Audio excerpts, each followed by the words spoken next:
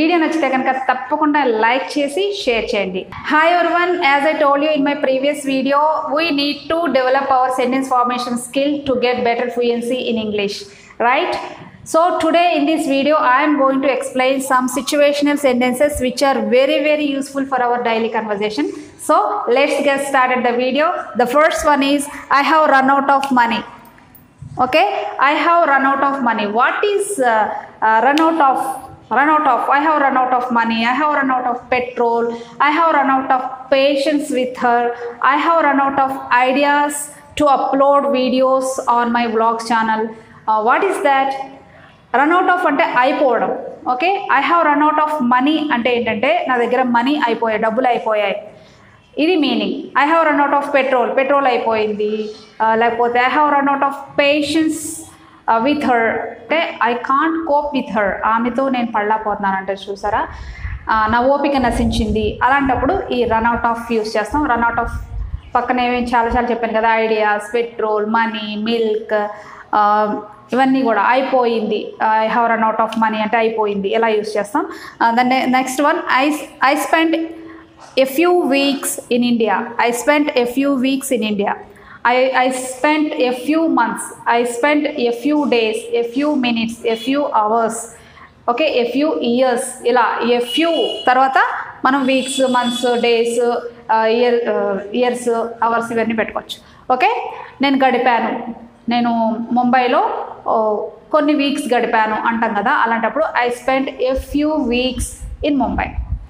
The next one is I can't decide whether to wear my red dress or the green one. I can't decide అంటే నేను decide లేకపోతున్నాను అంటూ ఉంటాం కదా. ఇది చాలా సార్లు మనం యూస్ చేస్తుంటాం. నాకు ఏ డ్రెస్ వేసుకోవాలో తెలియట్లేదు, డిసైడ్ చేసుకోలేకపోతున్నాను, నేను ఇంట్లో ఉండాలా లేకపోతే మూవీకి వెళ్ళాలా డిసైడ్ చేసుకోలేకపోతున్నాను. I can't decide whether to go to the movie or stay home. నేను ఇంట్లో ఉండాలా లేకపోతే సినిమాకి వెళ్ళాలా అర్థం అవట్లా, డిసైడ్ చేసుకోలేకపోతున్నాను. Do you know whether they are coming or not? Whether use చేసి whether, do you know whether they are coming or not? I don't know whether the answer is right or wrong. నాకు తెలీదు, I'm not sure about it. Answer కరెక్టో కాదో నాకు తెలీదు, I don't know. I can't tell whether she likes me or not. I can't understand whether she likes me or not. తను ఇష్టపడుతుందో లేదో నాకు అర్థం అవట్లా. I don't know whether she likes or not, whether she likes me or not. ఈ విధంగా use చేయొచ్చు. And the next one is had better. ఈ had better ఏంటంటే మనకి మనం ఎవరికైనా సలహా ఇచ్చినప్పుడు అది చేయండి లేకపోతే ఏదైనా ఒక ఆపద సంభవించవచ్చు, అంటే ఏదైనా ఒక చెడు జరగవచ్చు. అలాంటప్పుడు మనం హ్యాడ్ బెటర్.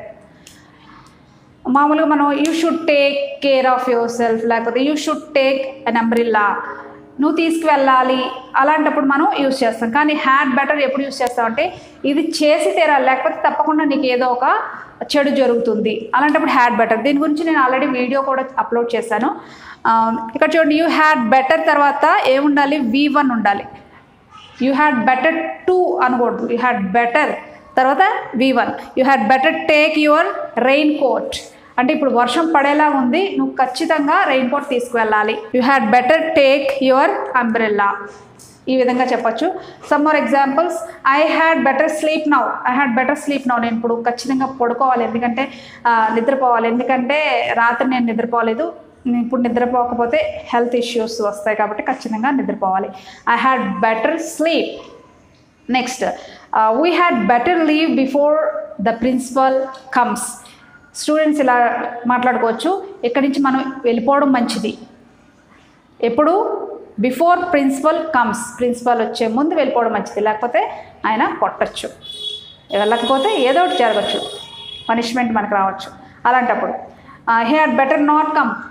ఇక్కడ better, he had better not అన్నారు కానీ హీ హ్యాడ్ నాట్ బెటర్ ఇలా యూజ్ చేయకూడదు. హీ హ్యాడ్ బెటర్ నాట్ తర్వాత V1. He had better not sleep, ఇప్పుడు అతను నిద్రపోకూడదు. He had better not go there, అక్కడికి వెళ్ళకూడదు. ఇలా better not, these are negative sentences.